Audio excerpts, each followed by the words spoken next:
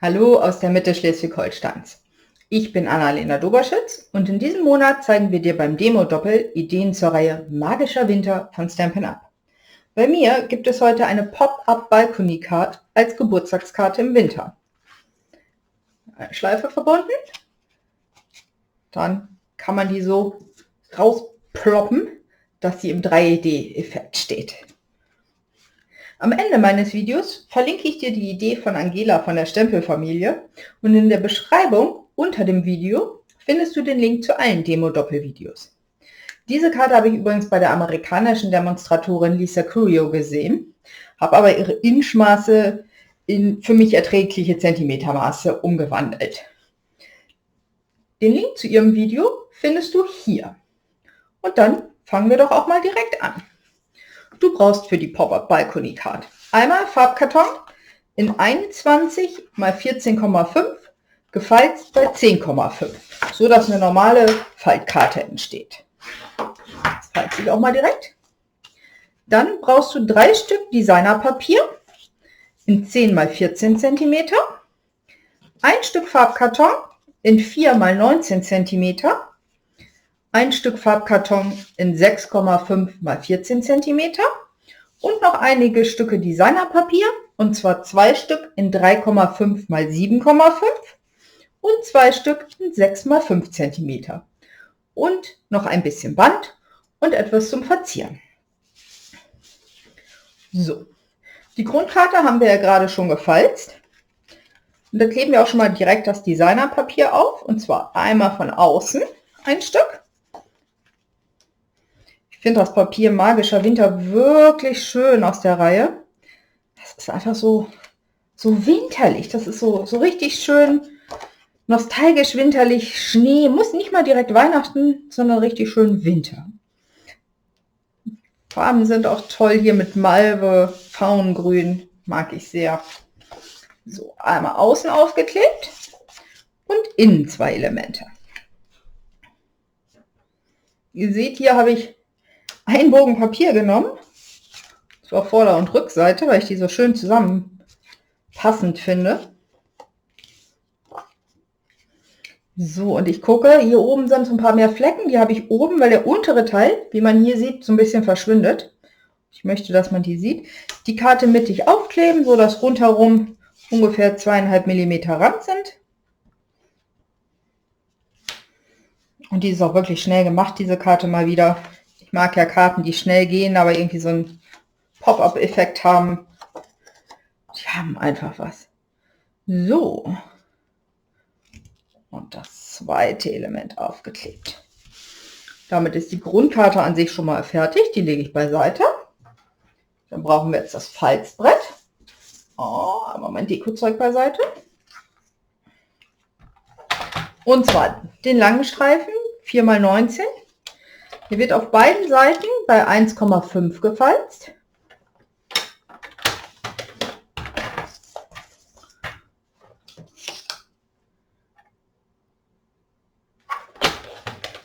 Und dann nochmal mittig bei 9,5.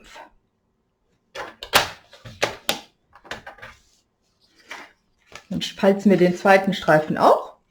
Der ist 6,5 x 14 cm. Der wird auch links und rechts bei 1,5 gefalzt.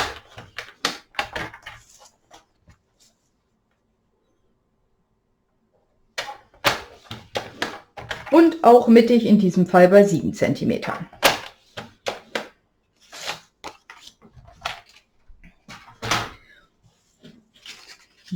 Dort klebe ich jetzt schon meine vorbereiteten Elemente auf.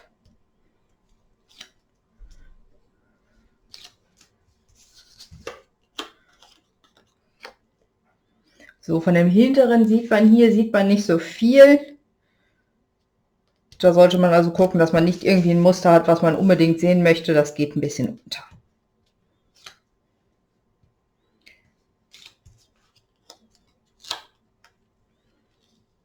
Wer möchte, kann das auch durchgehend in einem hier machen. Habe ich jetzt nicht drauf geachtet, war mir jetzt in diesem Fall nicht so wichtig. Aber das kann man auch so schneiden, dass es in einem durchgehend ist. So, und auf den zweiten Streifen auch noch mal wieder wie mal mittig aufsetzen, rundherum 2,5 mm Rand etwa. Sehe ich, passt bei der so gar nicht gerade, aber das ist nicht so schlimm. Das sieht man ja hinterher nicht.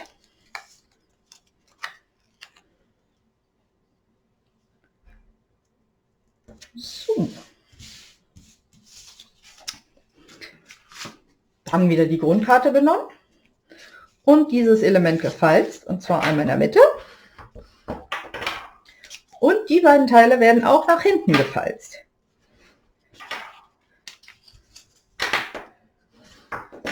Das hier kann man aber auch ruhig in beide Richtungen einmal falzen, weil es später auch in beide Richtungen geknickt wird. Das ist so okay. Dann trage ich auch meine beiden Laschen vorne tatsächlich Flüssigkleber einmal auf. Nicht zu viel, damit es nicht rausquillt. Aber nehme ich, weil ich es dann besser einfach aufsetzen kann. Ich klappe die beiden Seiten nach hinten. Da habe ich mir zu viel Flüssigkleber, den nehme ich schon mal ein bisschen weg. Und schaue, dass meine Falzlinie mittig mit der Falzlinie von der Grundkarte übereinstimmt und an der unteren Kante anlegt. So, ein bisschen hochgestellt, dann kann man das genau austangieren. Und dann gehe ich an der linken Seite entlang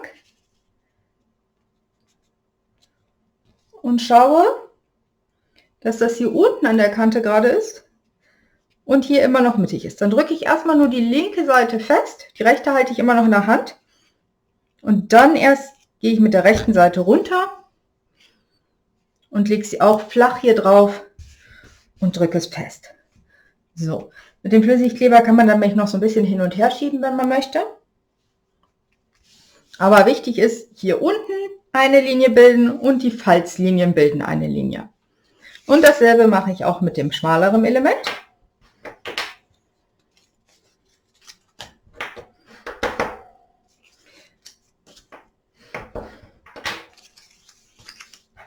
Auch einmal in beide Richtungen und setze auch hier von der Seite, wo das Designerpapier ist, den Kleber drauf. Klappe die Ecken nach hinten. Mache mir quasi so ein V. Setze das hier vorne auf. Guck, dass es unten liegt. Bisschen gucken, dass die Karte nicht die Karte, sondern der Farbkarton nicht am Finger kleben bleibt. Aber durch den Flüssigkleber lässt es sich jetzt ja noch ausrichten. Hier unten drauf achten, wie gesagt, hier wieder auf die Falzlinie und dann die zweite Seite runter und beides gut festdrücken. So, und da ist schon der Balkon. Als ich die Karte das erste Mal Probe gebastelt habe, dachte ich, scheiße, was ist das denn, bitte schön, Entschuldigung. Aber wirklich, guck da raus, so kann ja nicht sein, hast nach der Anleitung gemacht, aber deshalb haben wir es in zwei Richtungen gefalzt. Wenn man es einfach drin lässt, nach unten geht die Karte hervorragend zu. Also, wenn man sie öffnet, drückt man quasi von hier hinten so ein bisschen dagegen. Toller Vorführeffekt. So, und dann kommt das 3D-Element raus. So, jetzt möchte ich die Karte noch verzieren. Dafür habe ich von dem Stempelset Wintertraum, was zu Magischer Winter gehört, mir die Äste hier, ne, Äste nicht, die Zweige, Blätter, sagen wir Blätter und Beeren ausgestanzt, nachdem ich sie in diversen Farben gestempelt habe. Zwar in Tannengrün, Malve, Faungrün. Hier habe ich sogar Blaubeere verwendet, weil das so schön zum Papier passt. Und dann habe ich aber, weil hier jetzt nichts dabei war, wo ich sagte, das ist ein toller Geburtstagsspruch, habe ich die saisonalen Zweige genommen und den Vogel und Glückwünsche zum Geburtstag genommen. So, und dann gucken wir mal, wie wir das anordnen. Mal das setze ich auch wieder hier oben hin und ich sehe gerade, eigentlich wollte ich hier das Blaue hinsetzen und hier das Grüne. Boah, hat nicht funktioniert. Macht nichts. Wenn ich jetzt blaue Äste auch verwende, dann kann ich das auch hier in Blau verwenden. So, das klebe ich einfach wieder hier oben hin. Hier habe ich einen Ast, der ist zweifarbig. Das habe ich im letzten Video zum Demo-Doppelreihe, zur diesmonatigen Demo-Doppelreihe gezeigt, wie man das macht. Guckt auch mal rein. Den setze ich hier oben so als Verlängerung hin. Dafür nehme ich Den Rollkleber setze hier vorne nur so ein Stück drauf. Darf er nicht ganz. So. Wichtig ist, wenn du das jetzt aufklebst, dass es nicht hier in der Mitte drüber geht. Also nicht so, weil dann lässt sich die Karte nicht zuklicken. Und es sollte natürlich auch nicht hier hinten irgendwie zu weit rausragen. Weil wenn ich es jetzt hier hinklebe und ich da versuche, die Karte zuzumachen, dann kriegt es einen Knick. Das wollen wir ja nicht. So, dann habe ich hier noch diesen Ast mal gemacht. Ich glaube, den setze ich tatsächlich hier oben hin.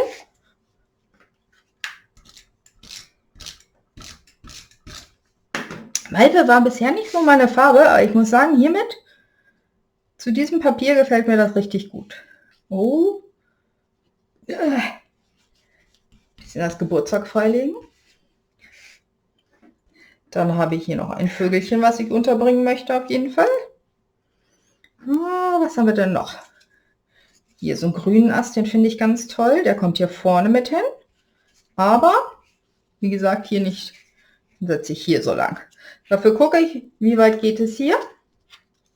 Halte mir das fest und weiß dann, nur auf dem unteren Teil darf der Kleber drauf. Sonst klebt es am Rest der Karte fest und das lässt sich nicht vernünftig öffnen.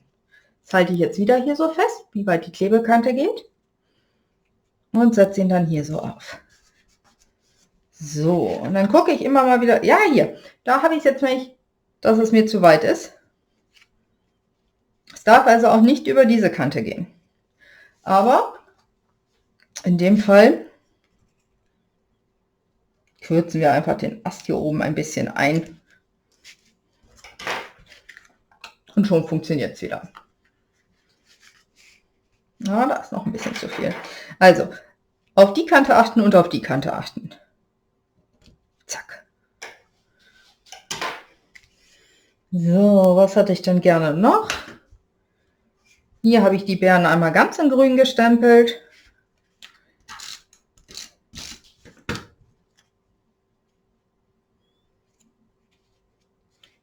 Gerne hier so. Nee, ich gerne hier mittig. Und hier oben auf die Beere setze ich den Vogel. Auch da mache ich wirklich nur so ein kleines bisschen.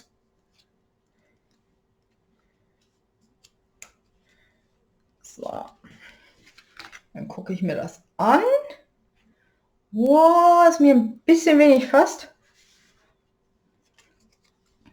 Deshalb setze ich hier setze ich noch einen Ast hin. Da ich den auf die Rückkante setze, muss ich da gar nichts beachten. Der ragt da nur so raus, hinter der anderen hervor. Ja.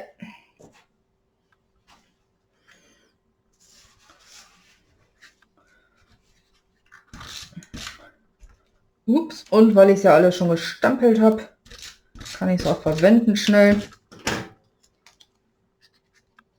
Kommt auch noch so ein zweiter als Schattenwurf quasi hinter. Na? So, ja, das gefällt mir gut. Und jetzt möchte ich so wie hier, da sie die Vorderseite verzieren. Gucken, was das hier festhält. Und zwar, man kann entweder vorher das Band drunter kleben, was ich aber eigentlich nicht gemacht habe, also was ich auch in diesem Fall schöner finde, wenn ich so drauf klebe. Dafür nehme ich doppelseitiges Klebeband und klebe jetzt mein Band auf.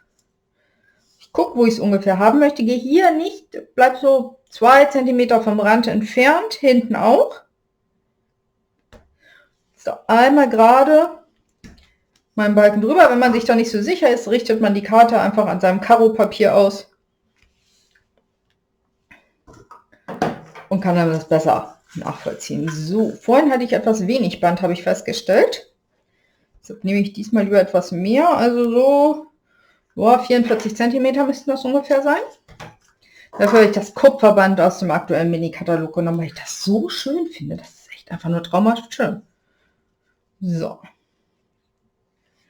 Gucke, wo meine Mitte ist. Setze die Mitte auf und einmal über den Klebestreifen festgeklebt, in die andere Richtung auch. Den Abstand hier habe ich gemacht, damit man die Schleife gleich besser binden kann. So, hier habe ich mein Vögelchen auf so einen dünnen Ast gesetzt.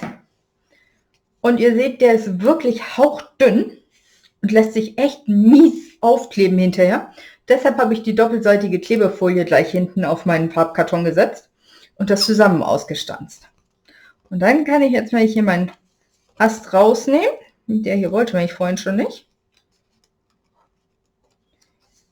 Der will immer noch nicht. Sauber hier raus. Also am besten zweimal durchgehen.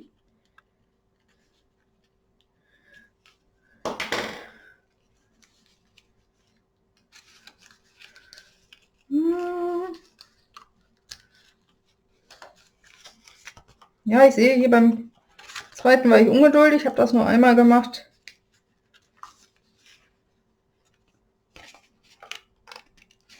So, da habe ich aber jetzt die Lücke, die ich haben will. Da löst sich mein Ast nämlich schon von der Folie unten ab und dann kann ich ihn nämlich gleich abziehen. Und noch das restliche Trägerpapier weg. Und man sieht, er klebt direkt an meinem Finger fest. Das ist super. Und ich muss jetzt nicht noch versuchen, mit irgendwelchen dünnen Flüssigkleber irgendwie jetzt auf diesem Ast was zu machen. So, den setze ich hier einmal quer drüber. Nehme hier noch mein Vögelchen. Das setze ich mit Abstandsklebis drauf. Ich habe den auch bewusst nicht ausgemalt, weil ich möchte, dass er sich vom Designerpapier etwas abhebt. Habe aber Farben genommen, die im Designerpapier vorkommen. Hier das Abendblau. So, jetzt habe ich hier auch schon wieder Abendblau. Ah ja, hier habe ich den grünen innen dran aufgeklebt. Ja, eigentlich sollten die einfarbig sein. Na gut. Passt also nicht ganz, aber trotzdem, er hebt sich trotzdem sehr schön ab und auf den zweiten Blick sieht man auch seinen Ast. Und das war's auch schon. Hier ist die Karte von innen. Einmal von unten so ein bisschen gegen, dann kann man sie so hinstellen. Und wie gesagt, das ist doof, dann einmal hier drin reindrücken und so. Und damit die nicht immer so aufklappt, habe ich hier das Band und hier vorne den Abstand, damit ich die Schleife auch direkt hier vorne draufsetzen kann und nicht am Rand. Ja, das war die Pop-Up Balkonie Card bei mir für diesen Monat. Ich hoffe, dir hat das gefallen. Du bastelst das mal nach. Verlink mich gerne bei Instagram, wenn du die gebastelt hast. Oder setz den Hashtag Demo-Doppel. Dann gucken Angela und ich beide. Guck dir auf jeden Fall das Video von Angela auch noch an. Falls du noch nicht hast, verlinke ich, wie gesagt, am Ende jetzt gleich des Videos. Lass mir gerne einen Daumen hoch da. Abonniere meinen Kanal, wenn du noch nicht hast. Ja, dann wünsche ich dir viel Spaß beim Nachbasteln. Und schreib mir ruhig, wie du das Papier findest und die ganze Reihe. Bin ich gespannt. Und dann bis zum nächsten Mal. Deine Annalena. Tschüss.